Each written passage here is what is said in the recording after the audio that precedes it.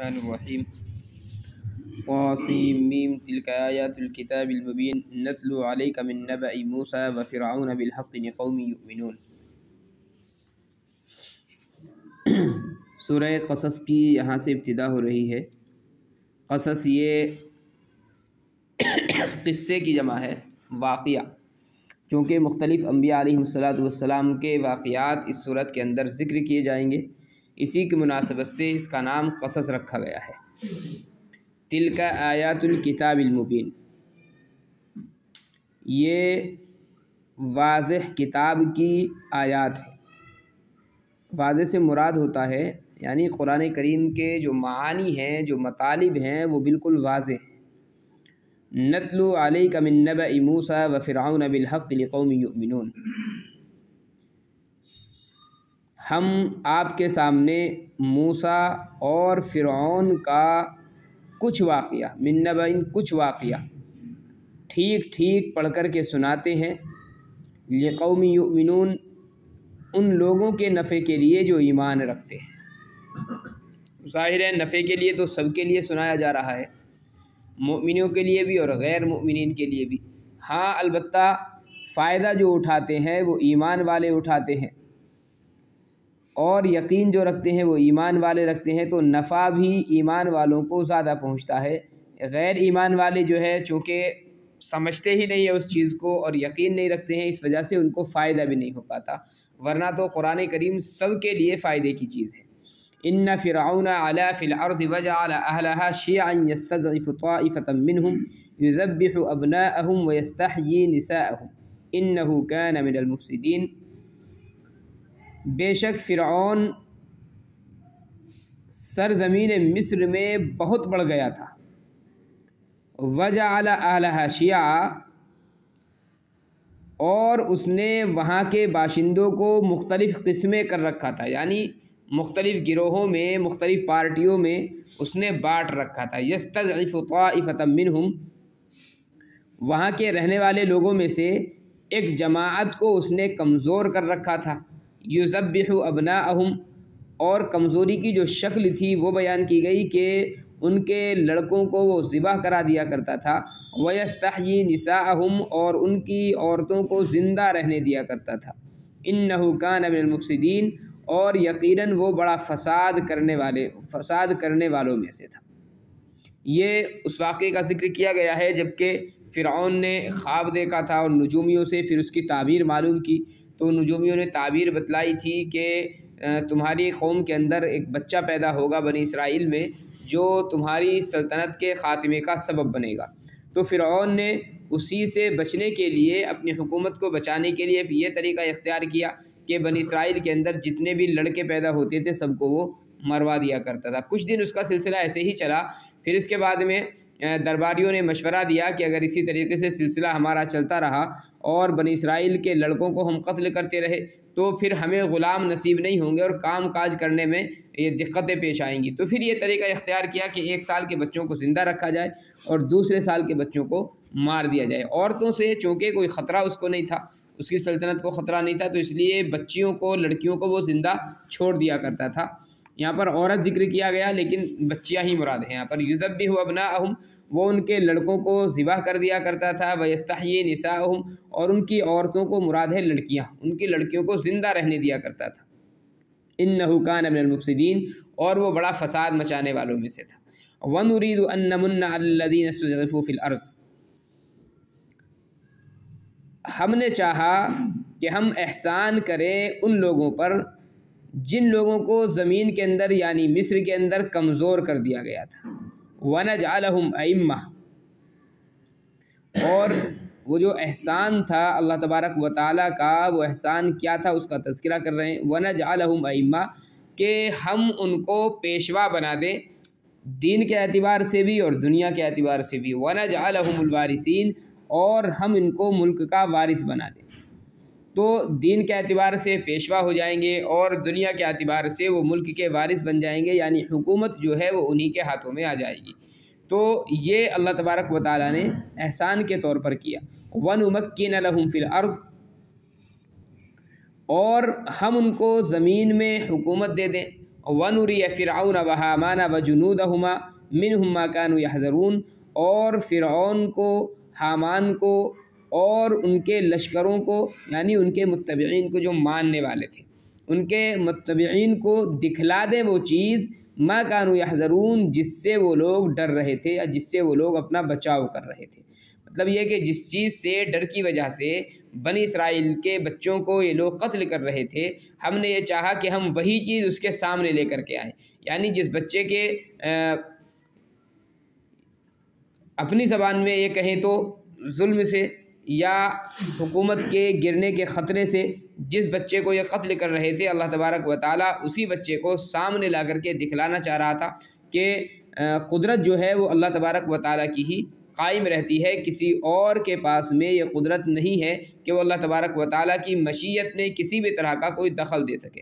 तो बहरहाल बनी इसराइल ने अपनी हुकूमत के बचाव के लिए चूँकि बच्चों को कत्ल किया, इसलिए अल्लाह फरमाता है कि हमने उसी हुकूमत को ज़ाइल करने के लिए, उसी हुकूमत को ख़त्म करने के लिए ये निज़ाम बनाया कि बनी इसराइल को हमने क़ुव्वत व ताक़त से नवाजा। इसके बाद में ज़िक्र किया जा रहा है हज़रत मूसा अलैहिस्सलातु वस्सलाम का। हज़रत मूसा अलैहिस्सलाम पैदा हुए, ये वाक़या कई मरतबा पीछे गुज़र चुका है। मूसा और हारून जो हैं ये दोनों भाई भाई हैं। हारून ये बड़े हैं और मूसा अलैहिस्सलातु वस्सलाम ये छोटे भाई हैं। और मूसा की जो पैदाइश है वो उस साल में हुई थी जिस साल तमाम बच्चों को कत्ल करने का हुक्म दे दिया गया था। हारून की जो पैदाइश है वो उस साल की है जिस साल बच्चों को ज़िंदा छोड़ दिया गया था। तो हज़रत हारून अलैहिस्सलाम पर तो कोई मुसीबत आने का मसला नहीं था।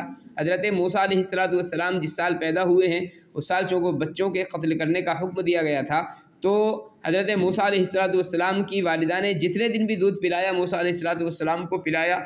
इसके बाद में जब ख़तरा महसूस हुआ, और ये वाक़या पीछे तफसील से आ चुका है कि ख़तरा किस तरीके से महसूस हुआ था।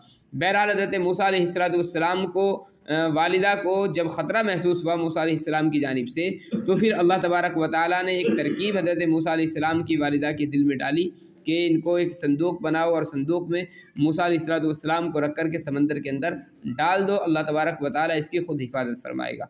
व औहयना इला उम्मी मूसा, और हमने वही भेजी। यहाँ पर वही से मुराद वो नहीं है जो अंबिया अलैहिस्सलातु वस्सलाम पर वही आती है, यहाँ पर मुराद है इल्हाम, यानी दिल के अंदर किसी बात का अल्लाह तबारक व तआला की जानिब से डाल दिया जाना।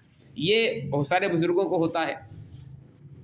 व औहयना इला उम्मी मूसा, हमने मूसा अलैहिस्सलाम के वालिदा के दिल में ये बात डाली, अनर्ज़ी कि तुम इसको दूध पिलाओ, फ़ैदा खिफ्ती अलैहि, फिर जब तुमको उनकी निस्बत से कुछ खौफ महसूस हो, यानी यह ख़तरा लायक हो जाए कि जासूस इस पर मुत्तला हो गए और जासूसों को ख़बर हो गई है, फ़ालक़ीही फ़िल यम, तो इनको एक दरिया में डाल देना, दरियाए नील मुराद है इससे। वला तख़ाफ़ी, और किसी तरह का अंदेशा न करना, वला तहज़नी, और ना ही जुदा होने पर गम करना।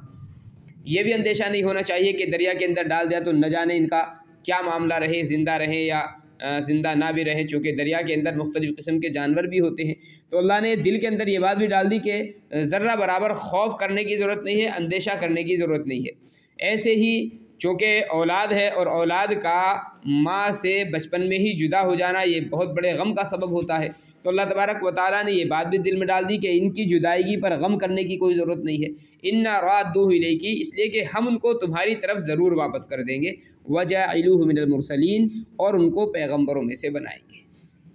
फल्तक़तहु आलु फ़िरऔन लियकून लहुम अदुव्वन व हज़ना। अब इल्हाम के मुताबिक हज़रत मूसा अलैहिस्सलाम की वालिदा ने संदूक बनाया। संदूक बनाने के बाद में मूसा अलैहिस्सलाम को उसके अंदर रख दिया और समंदर में डाल दिया। फल्तक़तहु आलु फ़िरऔन, फ़िरऔन के लोगों ने उनको उठा लिया।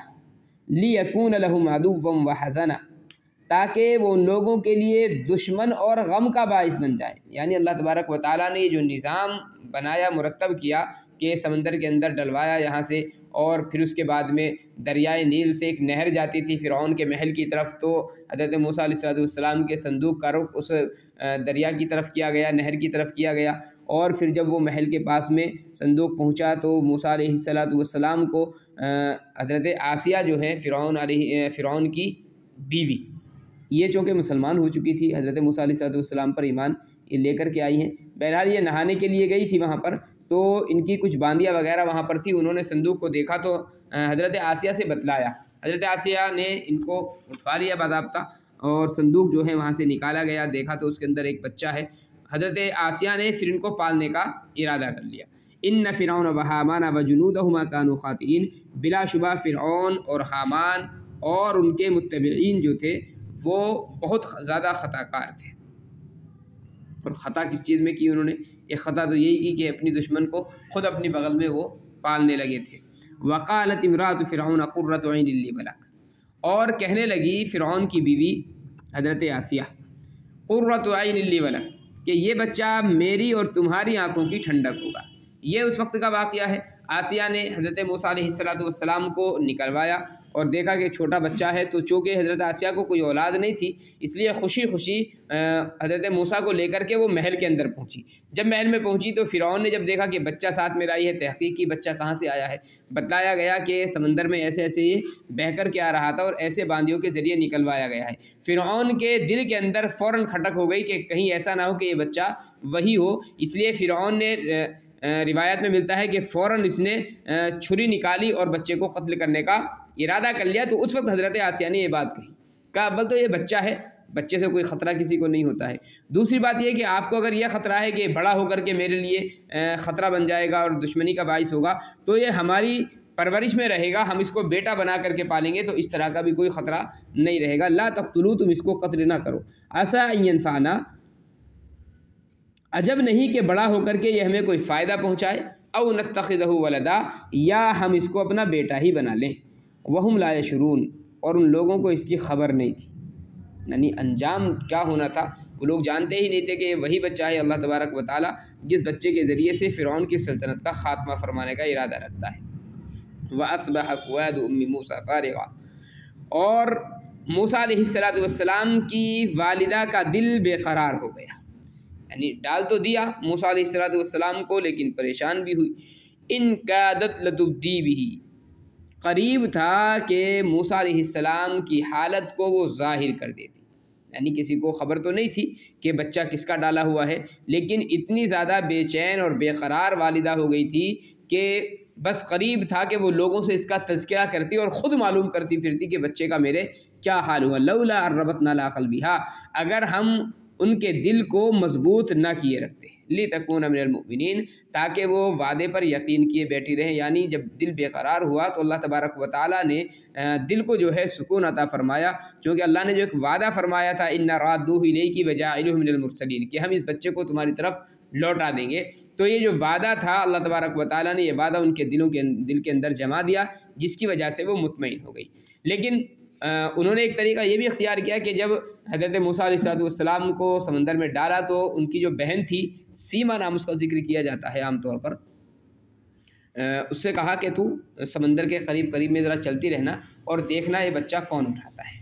تو بہرحال یہ چلی جا رہی تھی، اس نے دیکھا کہ محل کی طرف اس کا رخ ہو گیا ہے، تو یہ وہیں پر قریب میں پہنچ گئی۔ دیکھا تو آسیہ نے اور اس کی باندیوں نے بچے کو اٹھا لیا، تو یہ جلدی سے دوڑی آئی اور والدہ کو آ کر کے اس نے مطلع کر دیا۔ اب والدہ اور زیادہ پریشان ہو گئی، اب ظاہر ہے جس کے ڈر کی وجہ سے اور خوف کی وجہ سے بچے کو گھر سے نکال کر کے سمندر میں ڈالا تھا، اسی کے پاس میں بچہ پہنچ رہا ہے، تو والدہ اور زیادہ پریشان ہوئی۔ ابھی اسی پریشانی کے عالم میں والدہ جو تھی گھر سے نکلی، لیکن بہن جو تھی وہ چونکہ دیکھ چکی تھی کہاں پر بچے کو لے جایا گیا ہے، وہاں پر بہن گئی تو دوبارہ جب وہاں پر دیکھا تو وہاں ہنگامہ بچا ہوا ہے، اور ہنگامہ اس بات پر ہے کہ بچے کو دودھ پلانے کی عورتیں کوشش کر رہی ہیں لیکن بچہ کسی کا دودھ نہیں پی رہا ہے۔ اس وقت کا جو واقعہ ہے پھر وہ آگے ذکر کیا جا رہا ہے۔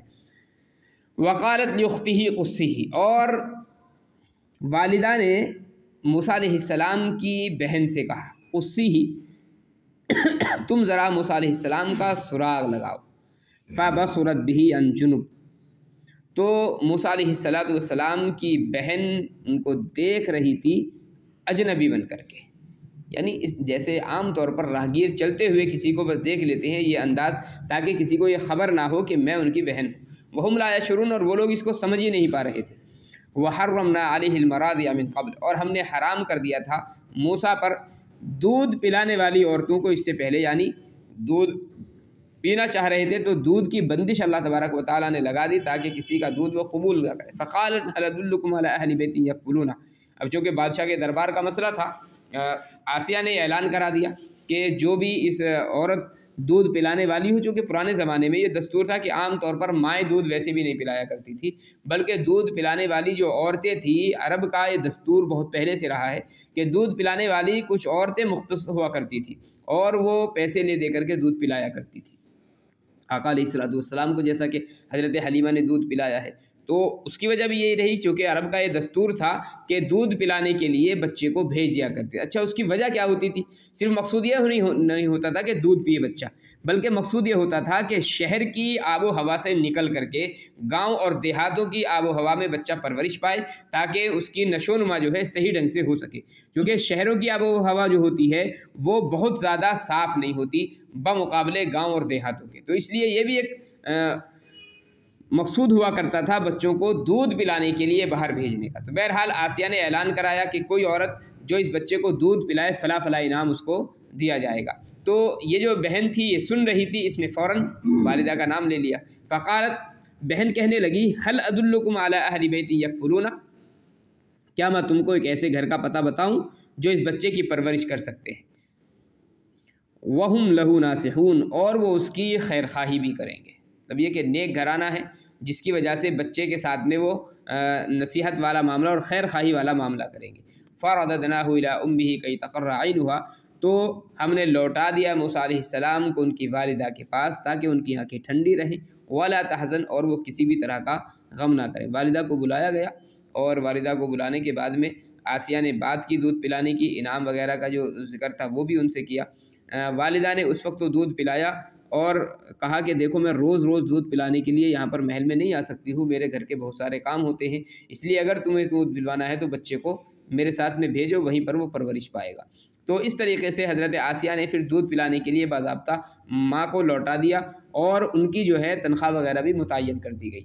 وَلِتَعْلَمْ، اور تاکہ والدہ جان لے، ان وعد اللہ حق، کہ اللہ تعالیٰ کا وعدہ بالکل برحق ہے، جو اللہ تعالیٰ نے وعدہ کیا تھا اِنَّا رَادُّوهُ إِلَيْكِ، کہ ہم موسیٰ کو تمہاری طرف واپس کر دیں گے، تو والدہ کو یقین ہو جائے کہ اللہ تبارک و تعالیٰ نے اپنا وعدہ سچ کر دکھایا۔ وَلَكِنَّ أَكْثَرَ النَّاسِ لَا يَعْلَمُونَ، لیکن افسوس کی بات یہ ہے کہ اکثر لوگ اس کا یقین نہیں رکھتے ہیں، یعنی اللہ تبارک و تعالیٰ کے جو وعدے ہیں وہ ہر حال میں پورا ہو کر کے رہتے ہیں۔ اللہ عمل کی توفیق عنایت فرمائے۔ سبحان اللہ وبحمدہ، سبحانک اللہم وبحمدک، ونشہد ان لا الہ الا انت، نستغفرک۔